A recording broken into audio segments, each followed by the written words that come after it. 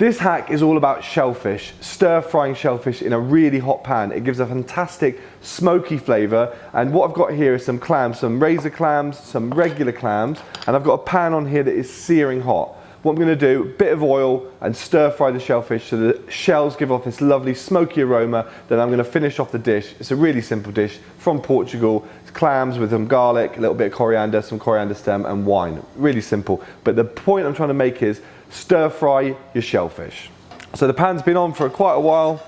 I can see it's absolutely jumping. So be a bit careful here. The razor clams are going to go in first. I give them about 30 seconds before I hit the pan with the rest of the clams, and in go the normal clams.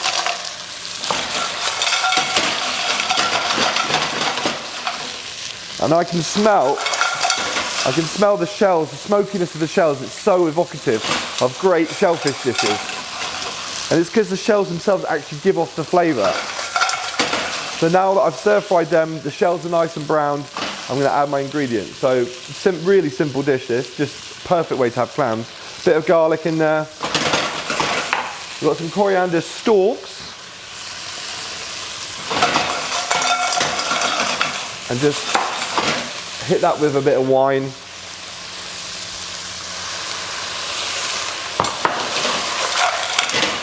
And then cover this with the lid.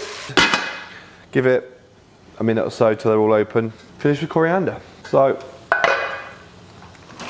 I've been cooking for a couple of minutes, all starting to open, straight into a pan.